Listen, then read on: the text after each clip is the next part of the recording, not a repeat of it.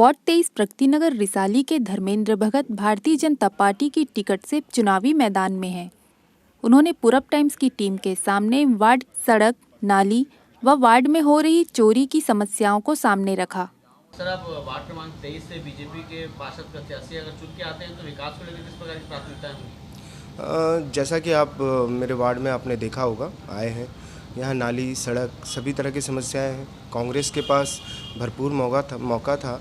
Last 5 सालों से उनकी सरकार है। गृह मंत्री हमारे इस विधानसभा के हैं और हम मुख्यमंत्री जो हैं वो भी इसी ज़िले से आते हैं।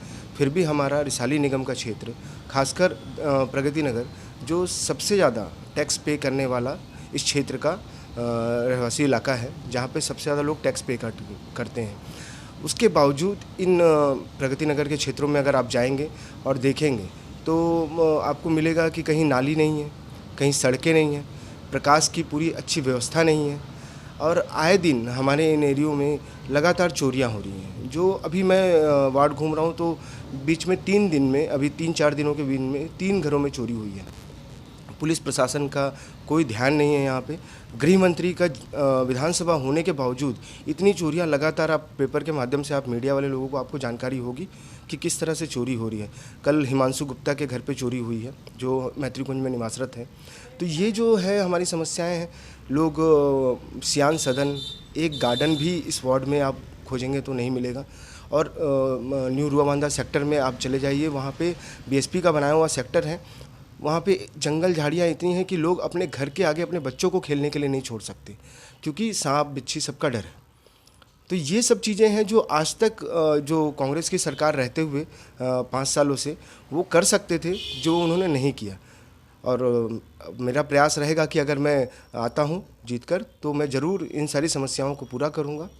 सुरक्षा की दृष्टि से किस प्रकार की प्राथमिकताएं होंगी? सुरक्षा की दृष्टि से मैंने ये सोचा है कि अगर मैं जीत के आता हूं तो मैं सीसीटीवी कैमरे, जो वार्ड के मुख्य मुख्य जगह होंगे जहां से इन और आउट होंगे, उस जगहों पे मैं सीसीटीवी कैमरे लगवाऊं, जिससे हमें इन सब चीज़ों को सुरक्षा में बचाव मिले। सर, महिलाओं और युवाओं के लिए किस प्रकार के प्रयास रहेंगे आप? जैसा कि मैं खुद एक जिम से जुड़ा हुआ हूं और फिटनेस के प्रति मैं खुद भी प्रेरित हूं और लोगों को भी प्रेरित करता हूं, तो मेरा एक उद्देश्य होगा कि अगर मैं आता हूं तो अपने वार्ड में ओपन जिम की व्यवस्था कर सकूं, जिससे युवाओं को वहां अपने तंदुरुस्ती के लिए, अपने सेहत के लिए वर्क करने का मौका मिले। दूसरा, इसके अलावा उनके लिए खेल कूद की व्यवस्था, मैदान की व्यवस्था करना, जहाँ पे वो बॉल बैडमिंटन हो या वॉलीबॉल हो, इस प्रकार के फुटबॉल के गेम्स हों। ऐसे ग्राउंड हैं हमारे वार्ड में, मगर उन जगहों को आज तक विकसित नहीं किया गया।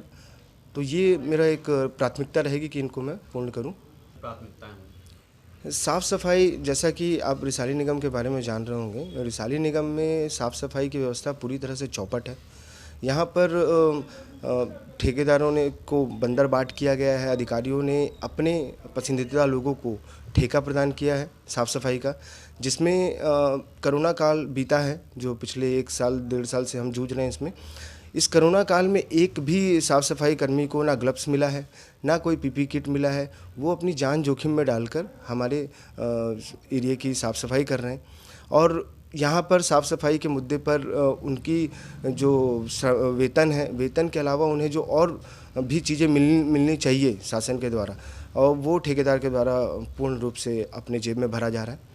और वो लोग, इस पे कोई भी अधिकारी ध्यान नहीं दे रहा है। बार बार निगम में आवेदन देने के बाद भी ये लोगों ने ध्यान नहीं दिया।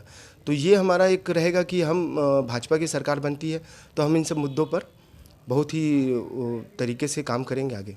पब्लिक ट्रांसपोर्ट को लेकर किस प्रकार के प्रयास रहेंगे आप?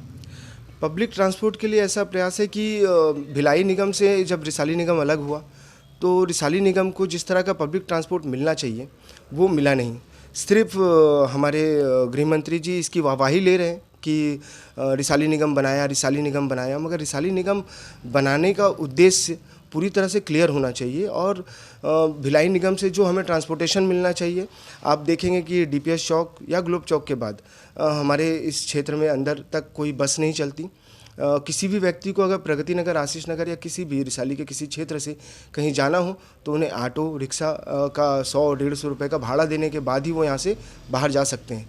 तो पब्लिक ट्रांसपोर्ट पे विशेष ध्यान रहेगा। अगर भाजपा की सरकार बनती है तो हम ज़रूर दुर्ग से धनोरा होते हुए कृष्णा टाकीज रोड से कुछ ऐसे ट्रांसपोर्टेशन की व्यवस्था करें जिससे पब्लिक को आसानी से भिलाई से और दुर्ग से जुड़ने में सहायता मिले।